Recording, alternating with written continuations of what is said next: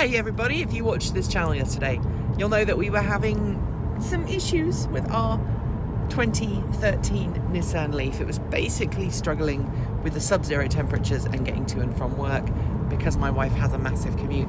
Nothing against Nissan. The Nissan Leaf is a fantastic car if you want to do normal distance commutings.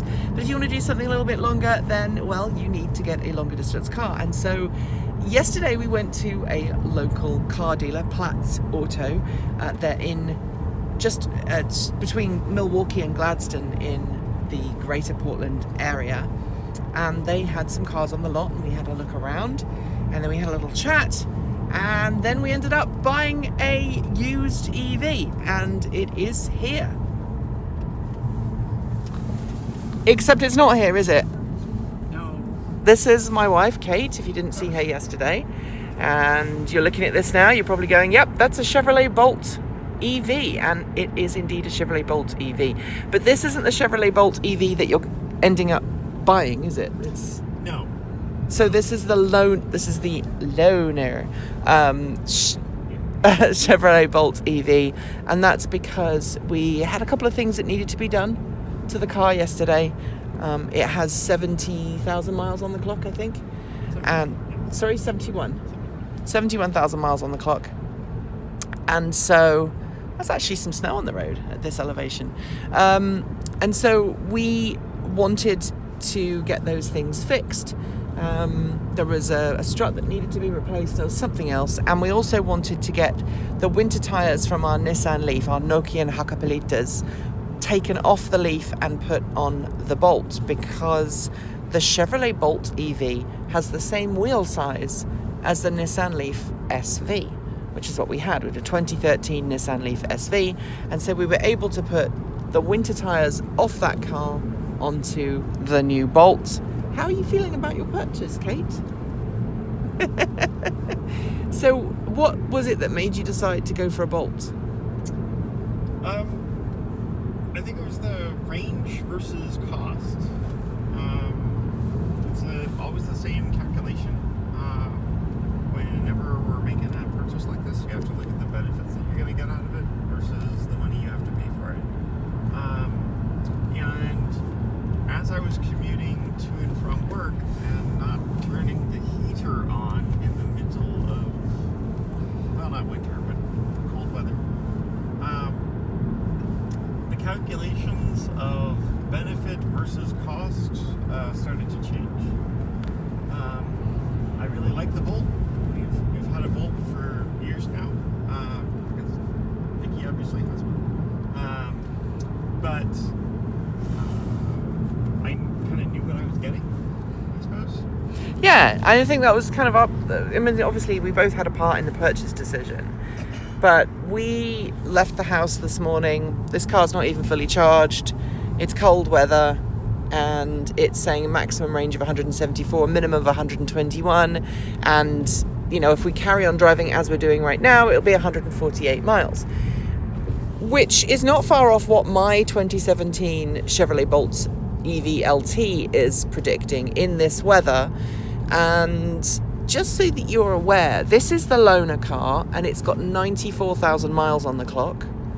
With 94,000 miles on the clock and sub-zero temperatures, its range prediction right now is within about 10 miles of what my 2017 Bolt LT is, and my Bolt has 37,000 miles on the clock.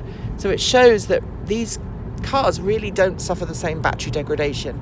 And I was watching something recently on that subject, or reading rather, in which someone had calculated that the Bolt EV battery pack has about the same degradation over time as the Tesla Model S.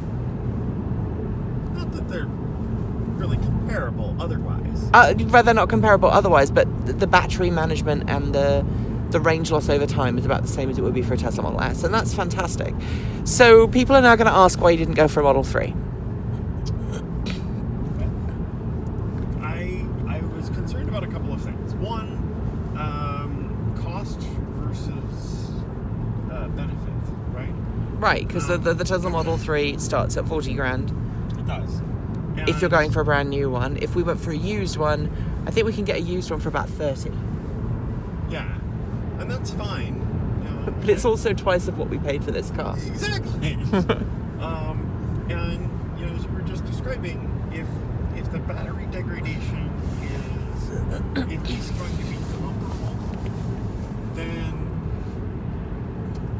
you have to look at like your effective mile per dollar. Right. And this works out to be a really great bargain. For the number of miles that you're putting on it. For the number of miles that I'm putting in. I expect my car to be a workhorse. Right.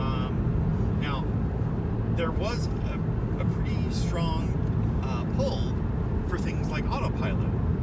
Because just setting it and almost forgetting it on my daily commute would have been really nice. Yeah, I mean, we talked about having autopilot. We talked about having the ability to do the longer distances and use the superchargers, which would have been really nice.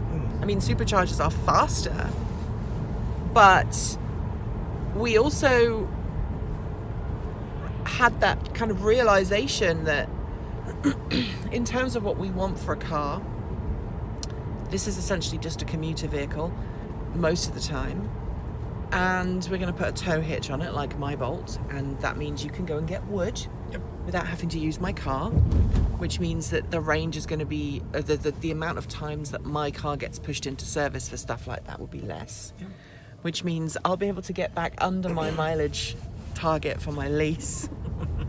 Which means if I don't want to buy the car at the end of it, I think I probably am going to buy our Bolt at the end of the lease. The lease comes up, I think, in a couple of weeks. But if I want to get rid of the Bolt at that point, I can. But honestly, my Bolt's been pretty reliable. There's only been one major issue with it, and that was the ABS sensors going just before the warranty ran out. But every car has ABS sensors. Every car has ABS sensors. Not every car, but... Well, no, every new car is going to have ABS sensors. So they're going to need replacing at some point. So we are at that point now where we're like, you know what? Let's discuss this and let's try to see what we can get out of a deal. And I think we got a good deal for this car, not this car, but the car that Kate is getting when it's ready to be picked up.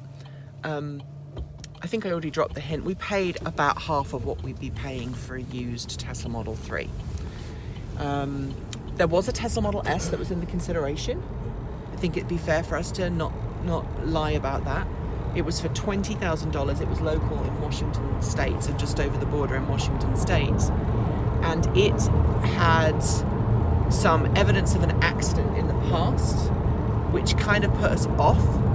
So we didn't go for that. Also, it didn't have any kind of active lane keep assist. It didn't have the autopilot because it was too old. And so the bells and whistles were not so shiny. The bells and whistles were not so shiny. You ended up getting a Bolt EV Premier with all of the bells and whistles. So the cameras, all of the cameras. Kate likes the bells and whistles. With the lane keep assist, with the forward collision detection system, and while it doesn't have adaptive cruise control, Kate is a very safe driver. She's been using one of these apps. What's it called? Everdrive. She uses the Everdrive app to evaluate her driving, and it consistently reports that she's one of the top drivers in the area in terms of her safe driving. She's number 1 right now. Congratulations.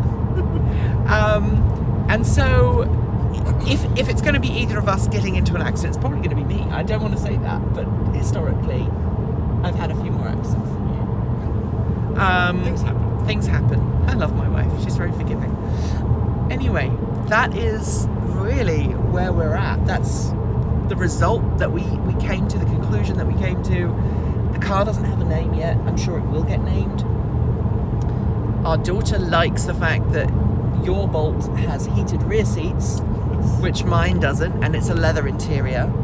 Mine is a cloth interior and it has the comfort package, so it has the heated front seats and the heated steering wheel, but it doesn't have the blind spot detection or any of the pre-collision stuff that this one does. Because we got the higher end model, we actually got a discount on our insurance as well.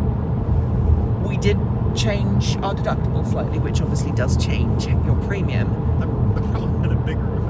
Probably had a bigger effect, but the fact that we could say it had that pre-collision stuff, they actually ask that on insurance now, because I'm assuming that shunts are kind of one of the number one accident causes that there are. So that is it. There's no snow down here. We got snow up in the mountains and they didn't in the valley. There's not a single bit of snow down here, and that makes me happy because I moved up there. We wanted to live where we got more snow in the winter, and we got more snow in the winter. There's still a bit of snow on the car. Right there, look. But that's it. So thanks for joining us. I hope you enjoyed this very unofficial, rough cut version of a staff car update. I don't know if it is a staff car update because it's your car and you're technically staff because you own the business with me and she does all of the accounting. So anyway, so that's the staff car update.